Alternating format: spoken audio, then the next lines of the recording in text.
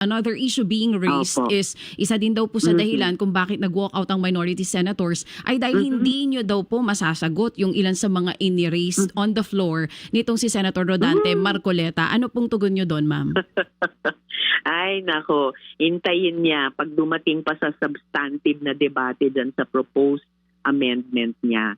Huwag naman siya minamaliit. Hindi lang ako karamihan naming mga senador na walang parehong professional background sa kanya.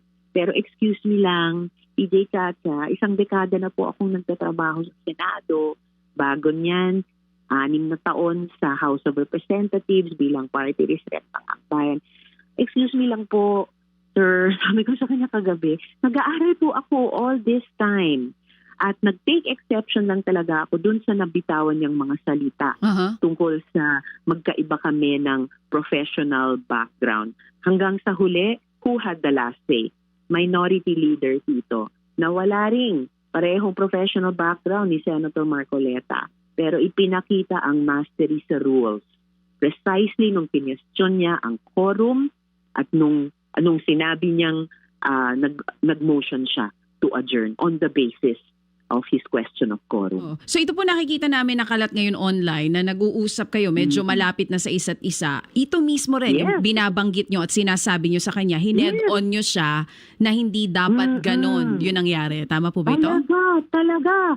Nauna nang mag-raise ng point of order si Senator Erwin. Sabi niya, ad hominem. Yung ganyang klaseng sinabi, sinuspend ang session, nagpatuloy pa rin siya.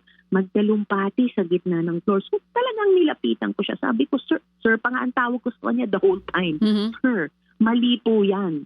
Yung sinabi niyong kasi wala akong legal background kaya hindi ko maiintindihan itong sinasabi niyo. So, sir, nakakaintindi ako. But I take exception dyan sa sinabi niyong dahil wala akong legal background, hindi ko maintindihan. Alam nyo, DJ Chacha, yan ay argumento ng may mahinang argumento.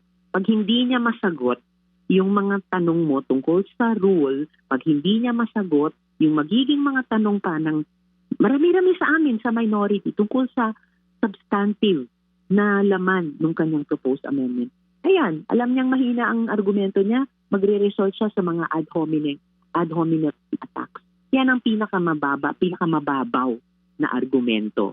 So, mahiya naman ang kahit sino sa amin na mag-argue ng ganyan na, pangit ang argumento mo kasi wala kang karapatan kasi hindi ka kasing kwalipikado ko. Napaka masamang ugali yun sa isang kapwa senador.